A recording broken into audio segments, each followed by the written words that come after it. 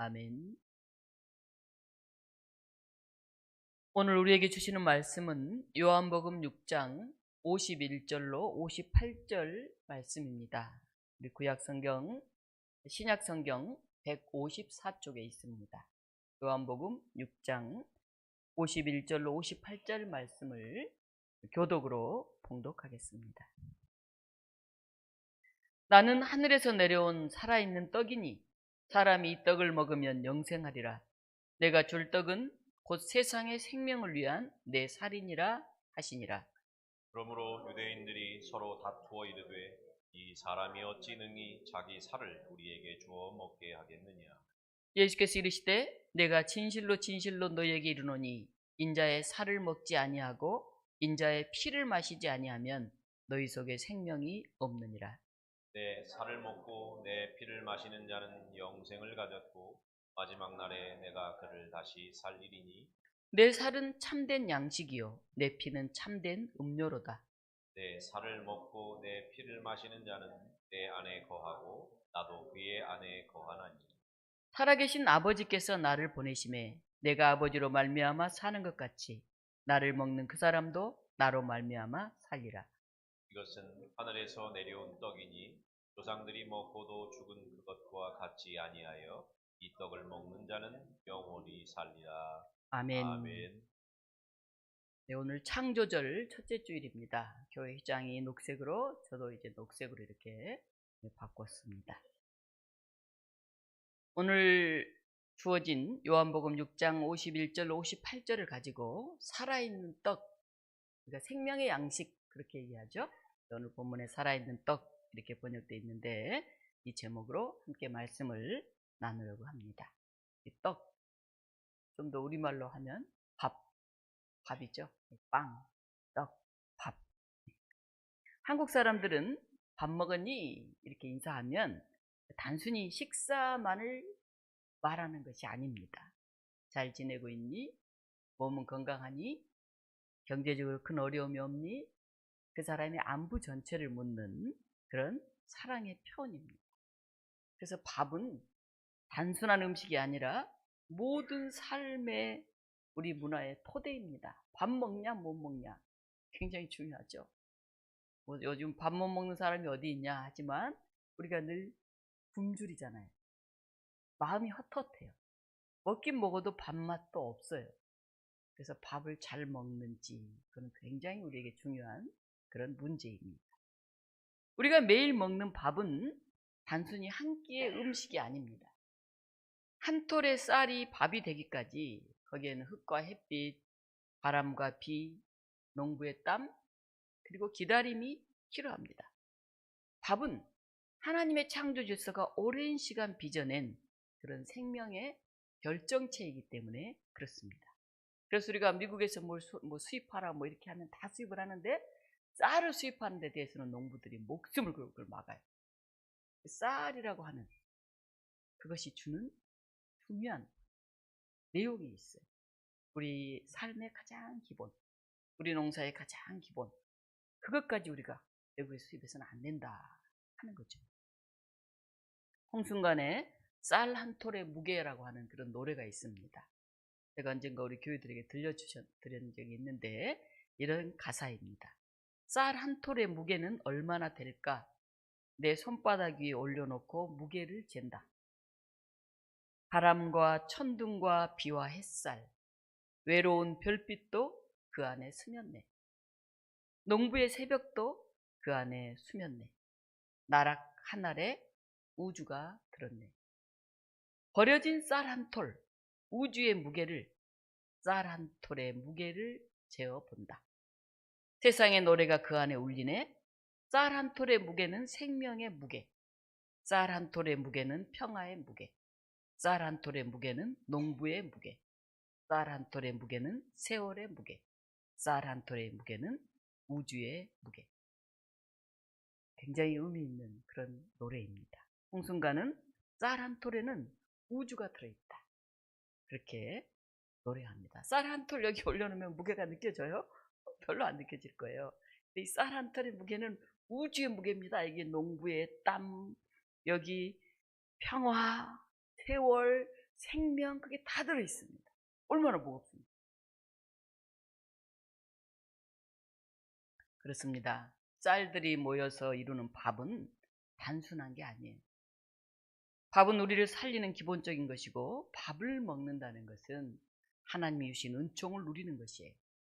하나님이 만드신 창조 질서를 함께 참여하는 그런 것입니다. 예수님은 나는 하늘에서 내려온 살아있는 떡이다 그렇게 말해요. 아니, 떡은 떡이지 또 살아있는 떡이 어디 있어요? 떡은 다 죽은 거 아닌가? 밥은 다 이미 삶아져서 죽은 거 아닌가 생각이 들잖아요. 살아있는 밥이다 이렇게. 사람들이 이 떡을 먹으면 영원히 살리라 말씀하십니다. 예수님은 그 밥처럼, 아니 그보다 더 근원적인 영혼의 양식이 되셔서 우리에게 오셨습니다. 아기 예수는 말구유에 태어나셨죠. 말구유가 뭡니까? 짐승의 밥통이잖아요. 밥통 안에 누이셨어요. 그 귀한 하나님의 아들 아기 예수가. 굉장히 상징적인 사건이죠.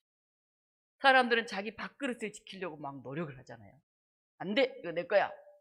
절대 이건 안 돼. 못 줘, 양보 못 해. 세금 못 올려. 가진 사람은 더, 없는 사람 없으니까 더.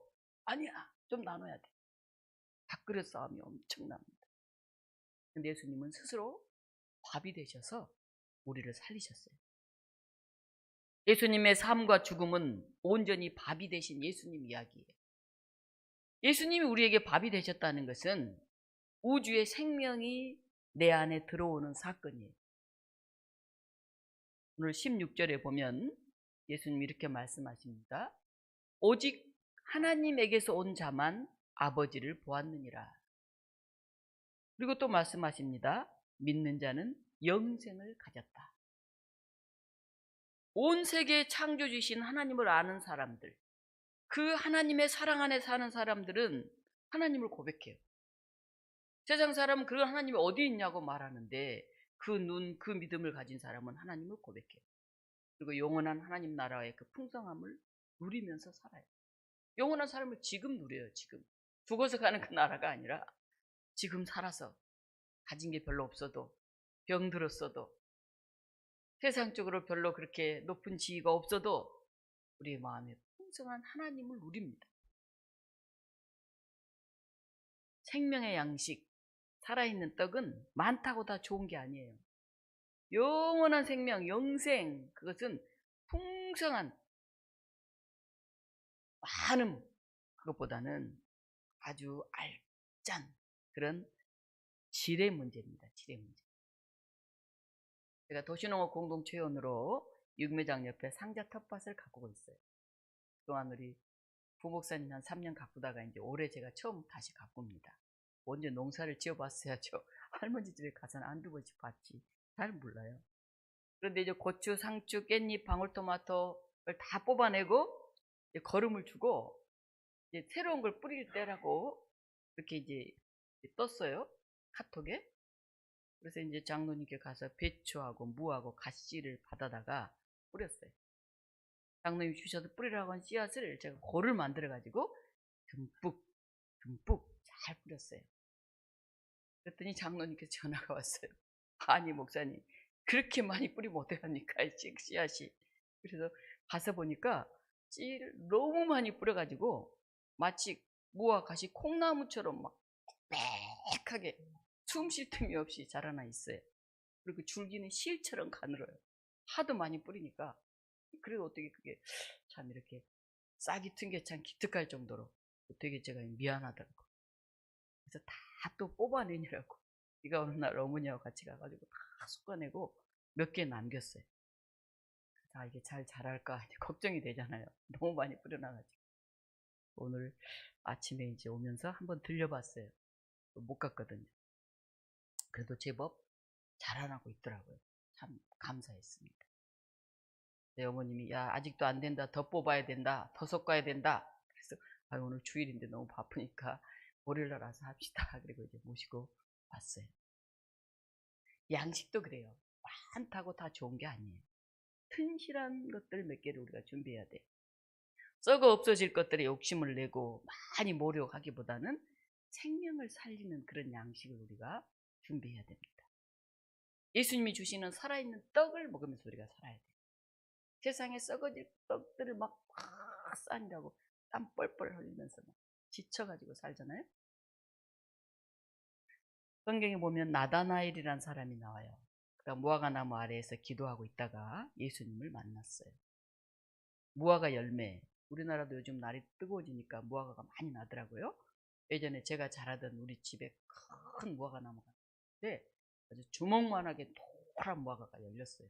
먹으면 입에서 살살 녹아요. 요즘 그렇게 맛있는 무화과는 없어요. 그냥 빨개가지고 좀 조그만 이런 것들이지. 저번에 우리 헌법위원회 모임이 목포에서 있어가지고 오랜만에 고향에 갔더니 무화과를 주더라고요. 아, 목포 무화과구나 하고 막 먹었더니 옛날 그 맛이 아니에요. 그 목사님인지 어머니 드리라고 한 상자 싸줘가지고 가지고 올라왔죠. 이스라엘도 무화과는 굉장히 흔한 그런 양식이었어요. 무화과 나무가 흔히 많아요. 오늘 성경에 보면 나다나엘이 예수님을 만나는데 무화과 나무 아래에서 이제 묵상을 하고 있다가 예수님을 만나요. 가장 풍성하고 가장 흔한 그 무화과 열매가 있는 그 나무 아래에서 있었던 나다나엘이 예수님을 만나는데 거기서 진짜 생명의 떡을 발견해요. 밥 대신 주님을 만나면 배가 부르고 든든해요. 눈에 보이는 그 무화과가 가득 차 있어도 그걸로 배부르지는 않았는데 그 생명의 양식 되시는 생명의 밥 되시는 살아있는 그 떡 예수님을 딱 만나면 그 배가 팍 불러요. 우리 영혼이 새 힘을 얻게 됩니다. 예수님을 만난 사람은 평범한 일상이 성스러운 자리로 변하는 것을 체험하게 돼요. 우리 교회 굉장히 작고 뭐 어르신들이 많고 굉장히 어떻게 보면 연약하지만은 우리가 이곳에 와서 생명의 양식 살아있는 그 떡을 만나면 우리의 삶이 신명이. 오늘 성경에 보면 군중들이 나옵니다. 오늘 본문 바로 앞에 오병이어의 기적이 나오잖아요. 와우, 5천 명이 넘는 사람을 막 먹고 배불리신 예수님. 이야, 그런 주님. 사람들이 막 예수님을 벌떼같이 따라다니죠. 병도 고쳐줘, 먹을 것도 줘. 그런 좋은 분이 어디 있어요? 예수님이 그들에게 말씀하시죠. 너희가 나를 찾는 것은 표적을 본 까닭이 아니요 떡을 먹고 배부른 까닭이다. 썩을 양식을 위해서 일하지 말고 영생하도록 있는 양식을 위해서 일하라. 사람들은 대부분 배부름만을 구해요. 내가 배가 부르고 우리 집이 잘 되고 내 병이 고쳐지고 내가 무슨 좋은 직장에 다니고 육신의 양식을 다 구해요. 그래서 예수님을 따라다녀요. 교회 다니는 사람도 마찬가지예요. 교회 나가서 뭐 헌금하고 뭐 봉사하고 뭐 아이고 그래도 우리가 부자도 안 되는데 뭐를 교회 가냐? 교회 가면 뭐가 좀 잘 돼야지. 근데 꼭 그렇지 않아요. 교회 나온다고 뭐 세상적으로 생각하는 부자 되고 잘 되고 그런 것만은 아니에요. 생명의 양식을 구해라. 예수님 그렇게 말씀하셨어요. 또 오늘 본문에 보면 유대인들이 나와요. 유대인들 중에서 특히 바리새인들은 예수님이 자신이 하늘에서 내려온 떡이라고 하는 것을 듣고 수군거려요. 저 사람? 아니 목수 요셉의 아들이잖아. 근데 자기가 어떻게 하늘에서 내려왔다고 해? 우리가 많이 아는데 웃기네. 예수님을 비판합니다. 그들의 눈에는 어떤 지위, 어떤 규례, 어떤 전통, 그런 종교적 권위에 의해서 어떤 게 이루어진다고 그렇게 생각해요. 그런데 그들은 진짜 생명이 어디에서 오는지 알지 못해요. 사람들은 모두 밥을 찾았지만은 그들이 찾은 그 밥은 눈에 보이는 그 어떤 것들, 규례와 전통, 자기의 이익, 본의 그걸 지키는 썩은 밥그릇에만 그들은 시선을 두고 살고 있었어요. 오늘 우리의 모습도 이와 별로 다르지 않습니다. 사실 살기가 좀 힘들잖아요. 돈이 많고 여유가 있는데 이렇게 살면 욕심이 많다 그럴 텐데 우리 동네 사람들은 대부분 별 여유가 없어요. 다 그냥 근근히 살아요. 그러니까 좀 밥이 실컷 많았으면 좋겠다. 오늘은 뭐 밥 못 먹는 사람은 없지만 집이라도 한 채 제대로 있었으면 좋겠다. 좀 차라도 하나 가지고 기름값 걱정 안 하면 살면 좋겠다. 이런 생각을 하잖아요. 아무리 물질이 많아도 아무리 살기 좋아도 우리는 허기지고 목마르잖아요. 누가 그 많은 돈을 가지고 사나? 우리나라 세계 11위에 막 든다고 하는데 우리는 왜 이렇게 배고픈가? 그런 생각을 하죠. 필요 이상으로 소비하고 창조 세계를 혹사하면서 자기의 밥그릇만 채우려고 하기 때문에 사람들은 더 목마르고 더 배고파요. 탐욕은 영혼만 병드는 것이 아니라 지구와 피조 세계 전체를 파괴해요. 그래서 막 물벼락이 내리잖아요. 여름만 되면 우리 걱정하잖아요. 지하니까 이것이 갑자기 뭐 수재가 나서 떠내려가는가 하면은 강릉에는 또 물이 그렇게 비가 안 와가지고 뭐 다들 죽을 지경이 나잖아요. 저수지가 말라가는데 기후 이변이 일어나고 있습니다. 예수님은 우리에게 다시 말씀하시죠. 썩을 양식을 위해 일하지 말고 영생하도록 있는 양식을 위해서. 라이너 마리아 릴케라고 하는 시인이 있어요. 그가 지은 어느 날 밤이라고 하는 시가 있습니다. 릴케는 그의 시에서 이렇게 말합니다. 우리의 손에 모든 것이 달려있다. 꽃조차도 별조차도. 이렇게 노래해요. 군중의 탐욕처럼 우리 욕심이 커질수록 꽃도 숲도 별도 강도 시들어갑니다. 신음합니다. 예수님의 떡을 먹는다는 것은 내 개인의 영혼을 채우는 게 아니에요. 세상을 살리는 그런 힘을 얻는 거예요. 살리는, 살아있는 그런 떡, 그런 밥을 우리가 만드는 거예요. 함께. 이기적 소비를 멈추고 피조물과 더불어 살아가는 그런 삶을 살아가라고 예수님은 우리에게 말씀하고 있어요. 오늘 49절에 보면 너희 조상들은 광야에서 만나를 먹었어도 죽었다. 매일매일 새로운 만나를 주셨잖아요. 그거 먹으면 영원히 살 것 같은데 하늘에서 매일 만나를 주시면 얼마나 좋겠어요. 그걸 매일 먹었다고요. 40년 동안 광야에서. 그럼 사람들이 좀 변해야죠. 하나님의 은혜에 그 놀라운 하늘의 만나를 매일 먹었는데. 근데 사람들이 어떻게 됐을까요? 별로 안 변했어요. 또 뭐 먹을 거 없으면 불평하고 고기가 없다고 메추라기를 달라고 그러고 목말라 죽겠다 그러고 갈등을 하고 황금 송아지를 만들고 매일 은혜를 주시는데 사람들은 그걸 깨닫지 못해요. 51절에 말합니다. 그러나 나는 하늘에서 내려온 살아있는 떡이니 사람이 이 떡을 먹으면 영생하리라. 내가 줄 떡은 곧 세상의 생명을 위한 내 살이니라. 광야에서 매일 내리는 하나님의 선물인 만나를 먹고도 사람들은 결국 다 죽었어요.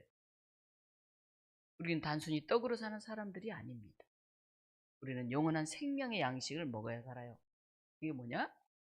예수님을 먹으라는 거예요. 예수님. 내가 줄 떡은 세상의 생명을 위한 내 살이다는 거예요. 내 떡을 먹으면 너 부자 돼. 내 떡을 먹으면 너는 아주 출세할 거야. 그렇게 얘기하지 않아요. 내 온몸을 너희를 위해서 던진다. 실제 예수님 그랬잖아요. 십자가에 달려 돌아지기까지 자기의 온 생명을 우리를 위해 주셨죠. 그거는 뭐냐? 세상의 생명을 위한 것이다. 세상의 생명. 너 잘 살게 하려고 아니라는 거예요. 온 세상의 생명을 더 풍성하게 하기 위해서다. 여러분 정말 어렵고 힘든 사람들, 더 나아갔죠. 풀 한 포기, 저 개미 한 마리, 그 온 생명. 이렇게 말씀하시죠. 우리가 잘 아는 아우구스티누스는 젊어서 세상의 쾌락과 지식에 매달렸어요. 뭘 특별한 걸 발견해보고 있다고 공부하고 책 보고 노력하고 또 막 여자들도 만나고 술도 먹고 그냥 요즘 대부분 사람들 이렇게 살잖아요. 그런데 항상 공허했어요. 마음에 뭐가 차지를 않았어요. 그러다가 어느 날 그가 다시 하나님 앞에 돌아오죠. 그 어머니의 뜨거운 기도가 있었죠. 그는 이렇게 고백하고 하나님의 사람이 되었습니다. 주님, 당신 안에서만 내 영혼이 안식을 얻습니다.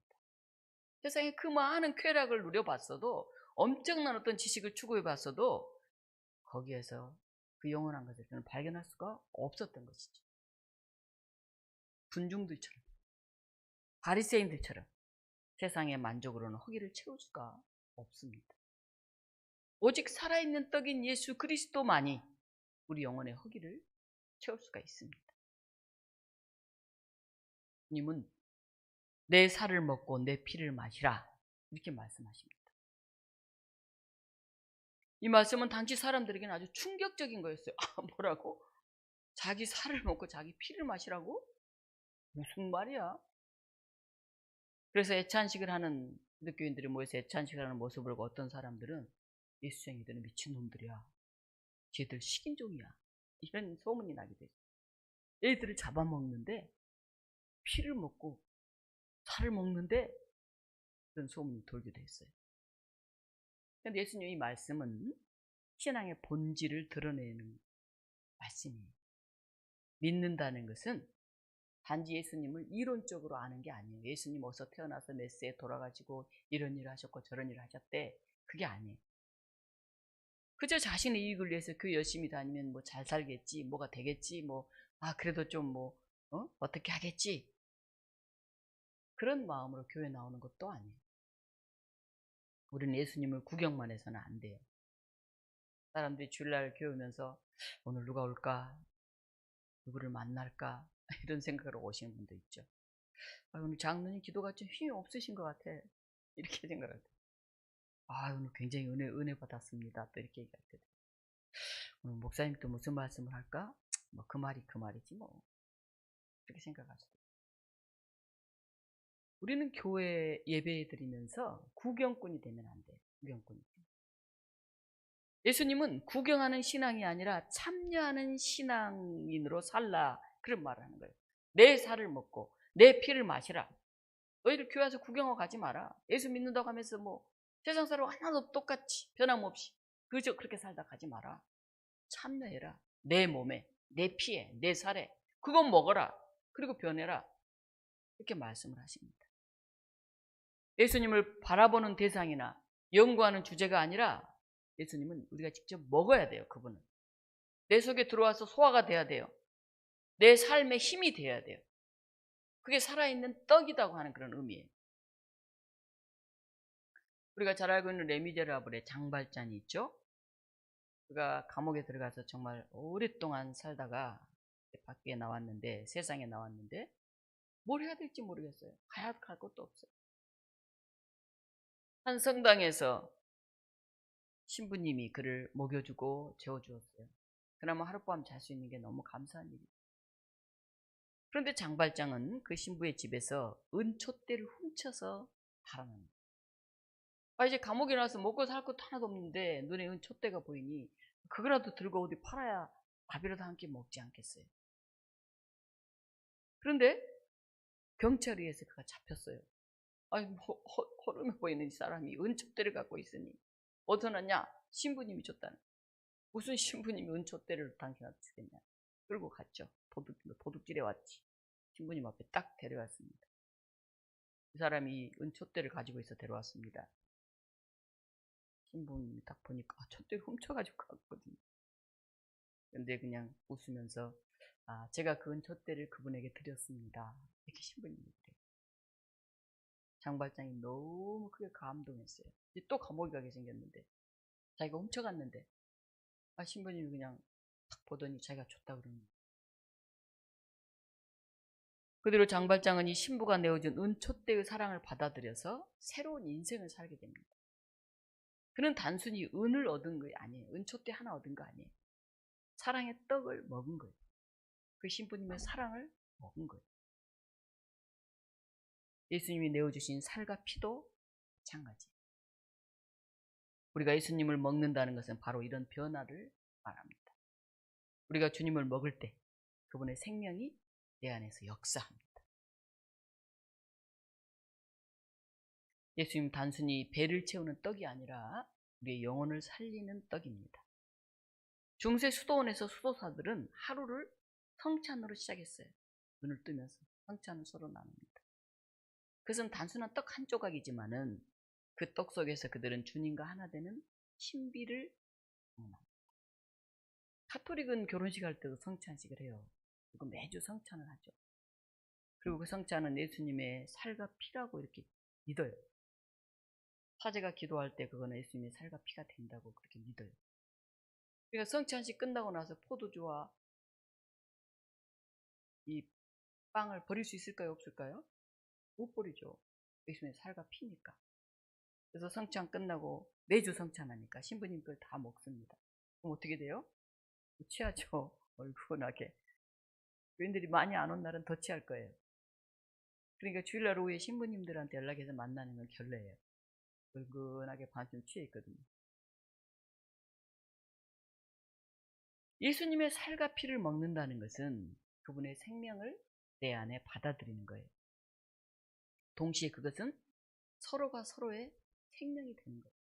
우리가 성찬하면서 그 안에서 우리가 하나 연합하잖아요. 여기 교회에 같이 성찬을 먹는 사람끼리 하나가 되잖아요. 우리는 한 몸입니다. 이렇게 고백하잖아요. 예수님을 먹는 사람은 죽어도 살고 더 나아가서 다른 사람을 살리는 그런 떡이 되어야 돼요. 우리는 단순히 개인의 만족을 위해서 믿는 그런 사람들이 아니에요. 예수님은 세상 끝까지 내 증인이 되라 이렇게 말씀하셨어요. 우리는 세상을 살리고 공동체를 일으키는 생명의 떡인 예수님으로 사는 그런 사람들이에요. 예수님은 우리의 밥이 되셨고 이제 저와 여러분이 세상의 밥이 되어야 돼요. 내가 밥이냐? 우리는 그러고 막 따지잖아. 야, 너 나 우습게 보냐? 내가 네 밥이냐? 막 이렇게 따지잖아요. 우리는 밥이에요. 이웃의 밥이에요. 우리가 기꺼이 이웃의 밥이 되어줄 수만 있다면 세상은 참 행복할 거예요. 우리 밥이 안 돼. 내가 막 먹으려고만 하지. 개걸스럽게 막 먹으려고만 하지. 내가 밥이 되어줄 생각을 하지 않아요. 다 썩을 밥을 위해서 우리는 사는 사람. 예수님은 살아있는 떡이다 이렇게 말씀하셨어요. 내 몸이, 내 생명이 살린다. 너희도 성찬을 하면서 연합하라. 너희도 생명의 떡이 되라. 너희도 이웃의 밥이 되라. 이렇게 말씀하셨어요. 우리 교우들이 다 밥이 됐으면 좋겠어요. 먹음직스러운 밥이 됐으면 좋겠어요. 너무 힘이 없어가지고 사람들이 막 함부로 하는 그런 밥이라도 괜찮아요. 우리가 이웃에게 밥이 되어줄 수만 있다면 얼마나 좋을까요? 요즘에 이제 실로암 우리 점자 도서관 장애인들하고 비장애인들 독서 토론을 9번 1강, 2강 금요일마다 했는데 오전에는 책쿵 모임이라고 해서 여자 목회자들이 한 2달에 한 번씩 책을 읽고 토론하는 모임이 있어요. 그 모임을 이제 했어요. 공간이 좀 마땅치 않아 제 동생 학원에서 하는데 제가 한 7명 정도 모여요. 그분들을 위해서 제가 굉장히 열심히 준비를 해요. 맛있는 간식. 요새 과자 같은 거 잘 안 먹으니까 야채나 이런 걸 말린 그 과자가 있더라고요.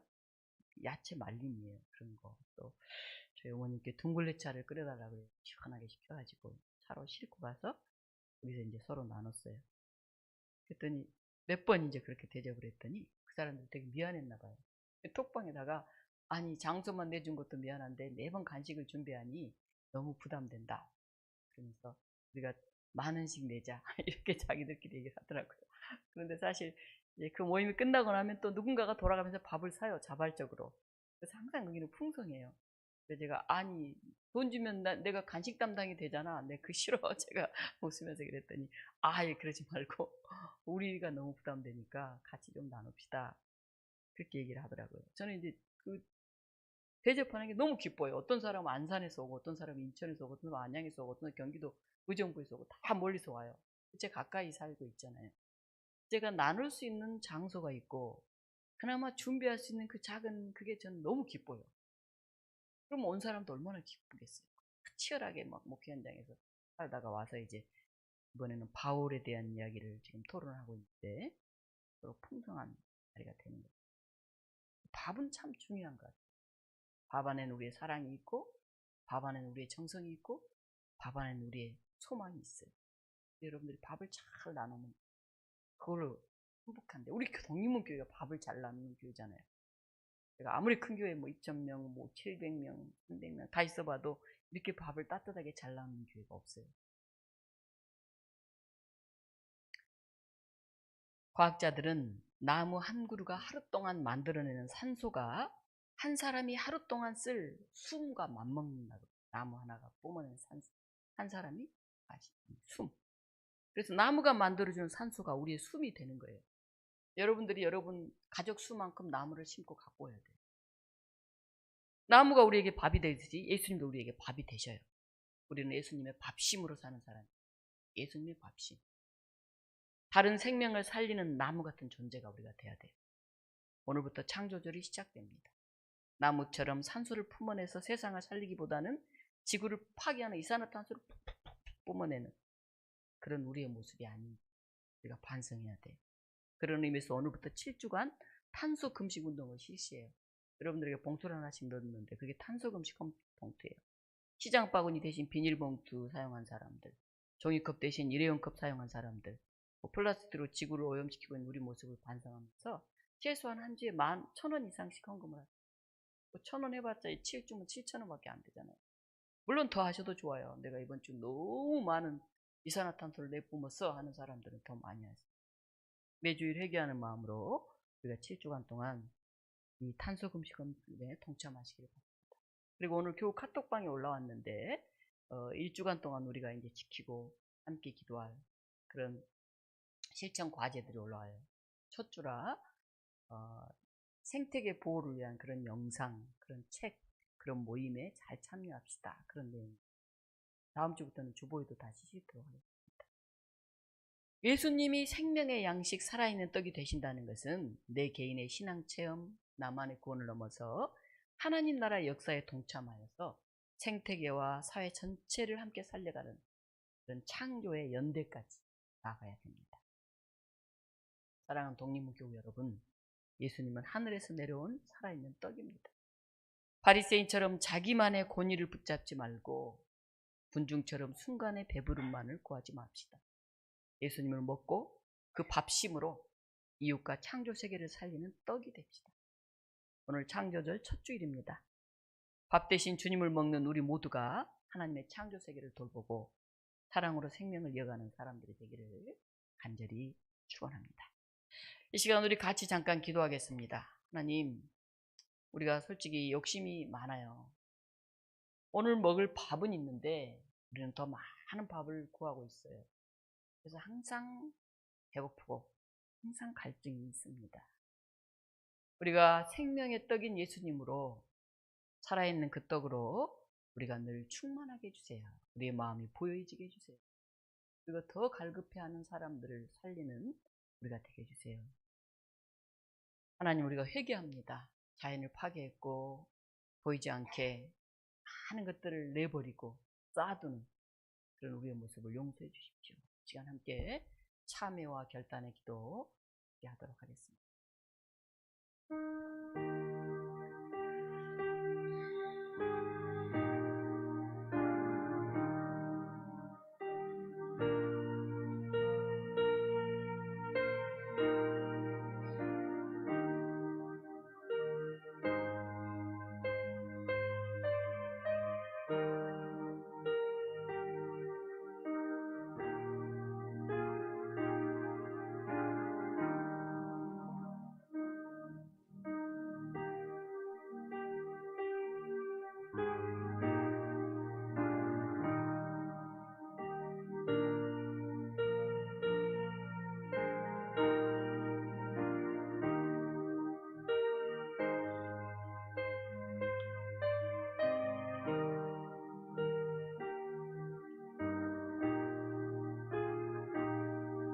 사랑과 생명의 주님, 오늘 저희에게 나는 살아있는 떡이다 말씀하신 주님을 바라봅니다.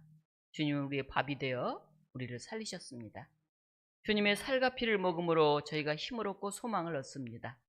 탐욕으로 땅을 병들게 하고 욕심으로 이웃을 소외시킨 저희를 용서하옵소서. 이제 우리도 세상의 밥으로 살기 원합니다. 가정에서 서로를 세워주는 밥이 되게 하시고 교회에서는 공동체를 살리는 밥이 되게 하옵소서.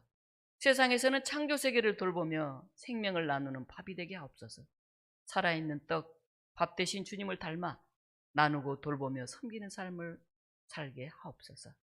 십자가 부활로 참 생명을 주신 예수님 이름으로 기도합니다. 아멘. 우리 함께